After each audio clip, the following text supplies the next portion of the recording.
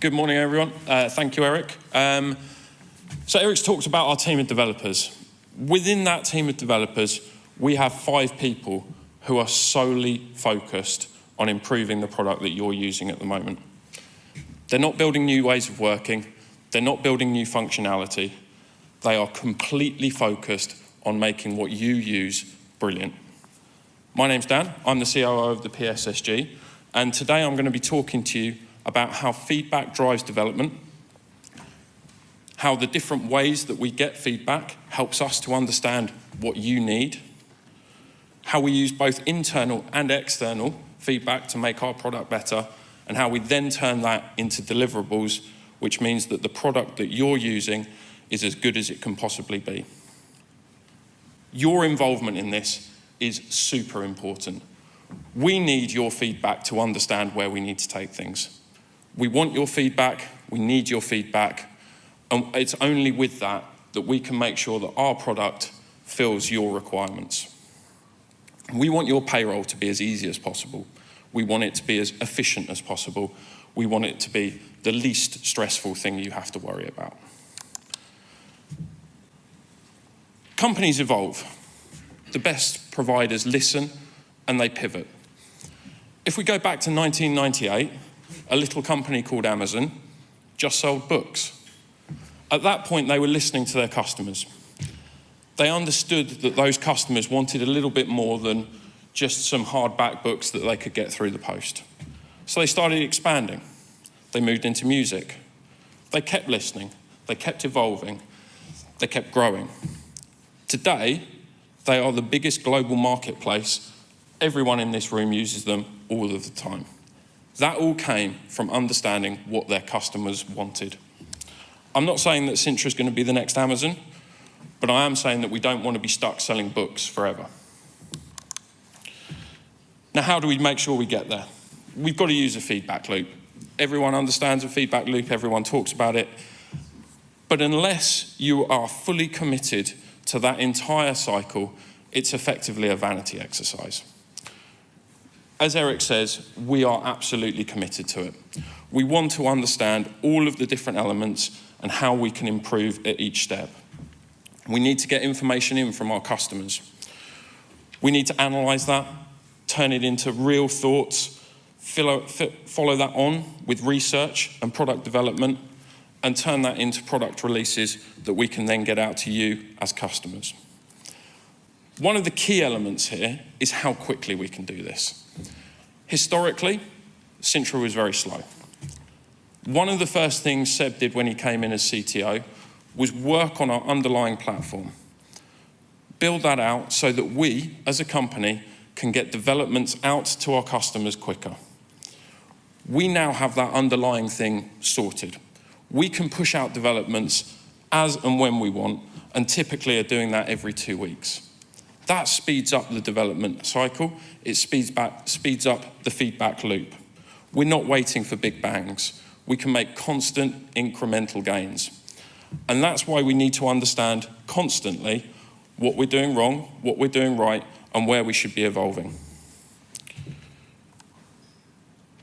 By doing that every quarter, we can be faster. We can get products to you faster, and we can make improvements faster. In a minute, I'm going to be running through one example of that and how we've turned comments that came in January into product that is in the market today. But first of all, I just want to recap with all of you exactly how we try and get that data back from you on a regular basis. So there's 3 main forums that we use that hopefully you're all aware of. So first of all, we have our quarterly survey. We started that this year. The first survey came out in January. We followed that up in April, and we'll be doing so again in July. I would really emphasize the more of you that can fill that in, the more we can understand about what we're doing right and what we're doing wrong. The second point I want to make here is about the Sintra user group. So this is a group of people who come together on a quarterly basis. There's some faces in this room that are putting their hands up at the back there, who have been instrumental in driving that forward. We get some brilliant feedback from that group of people, and if there's anyone else in this room who would like to join that group, please follow me up at the end of this session and we can make sure that your name is on that list. We try and do some virtual and some physical meetings, and really use that to try and drive the product forward with some people who have been using it for a long time and really understand it. And the third point is account management meetings. Now, this is something that historically we haven't been very good at, and it's something that we're really trying to put some big emphasis on at the moment. This will either be with your OSS team as an outsourced customer or with your support manager as a software customer. So for a lot of those customers, that means Andrew Thompson, who you will see around the room today. So in terms of the example that I was talking about before, one of the things that came out of our January survey was the fact that a lot of people found our messaging platform on Sintra Cloud difficult to use. It didn't quite make sense to them. They couldn't quite use it in the way that they thought they could. So what did we do? We went out and we spoke to those customers. We spoke to other customers as well. We listened to the feedback. Our product team have then worked really hard to create a better product. We've cleaned up the look and feel. We've added tags that identify whether a message is raised, in progress, or done. The whole look and feel has been turned into a conversational thread, which is much more easy to follow. So this is just an example of how, because people said on our survey in January, this is something that we don't like. This is something we think you can improve. We've taken that on, we've gone out, we've done our research, we've turned that into an idea and a product which we've then pushed out, and now we can verify whether that is the correct way to go or not. Because we're able to do that quickly, we can now get more feedback and try and improve and iterate. This is a lot better than it was. It's never going to be the final version. So any feedback we can get on that is always positive. And that's just one example.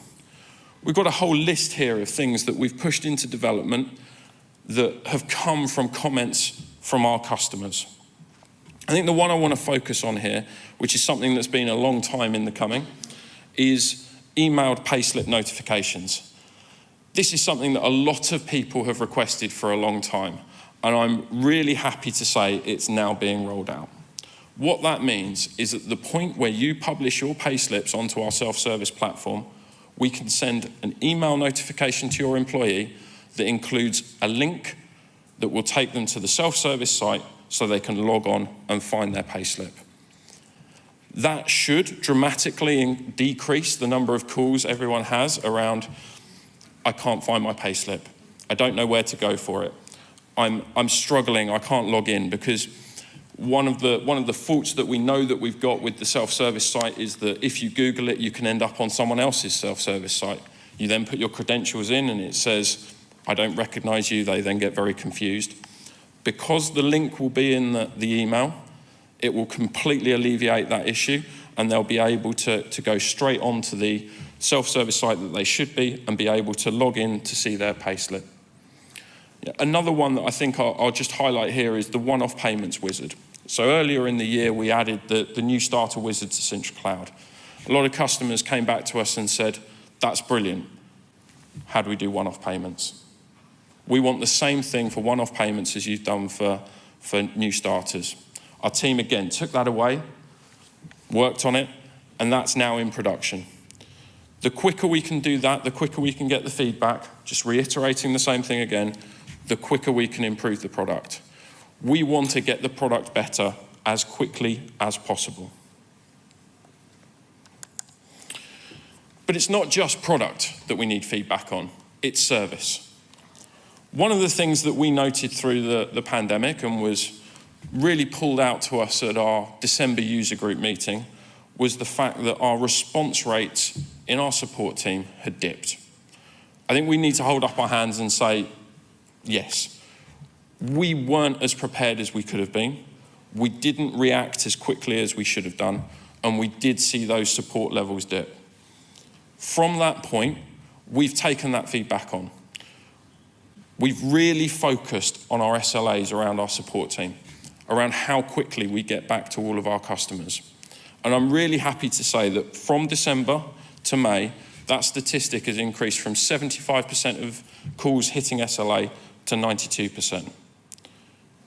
Is that the end point? Absolutely not. We still need to improve. And we're still investing in our internal processes to make sure that we're delivering a service that is as good as it can possibly be.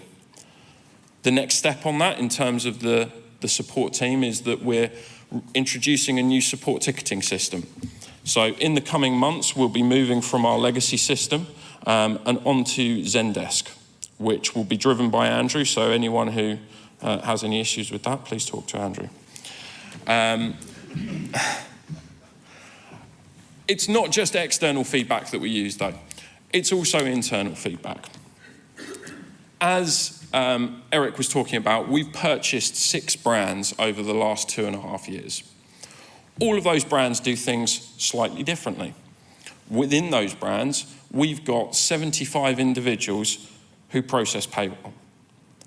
We need to learn what works and what doesn't. We need to use our people to understand how we improve our product. As Eric mentioned, we're in quite a unique position that we've got effectively 75 testers who are using our product every single day.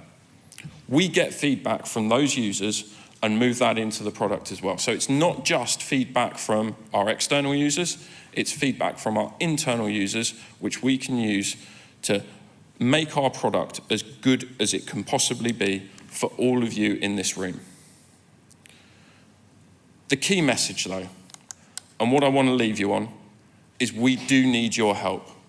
We need your participation so that we can understand what gaps we need to fill in our product to make it exactly what you want. Without that participation, we are never going to deliver the product that you need. It's only with your feedback and your help that we can create the product that we want to. Thank you very much for your time. I'm now going to hand over to Seb Aspland, who's our CTO. He's going to give you a quick introduction on some of our new products and features that we've been working on over the last few months. So Seb, thank you very much.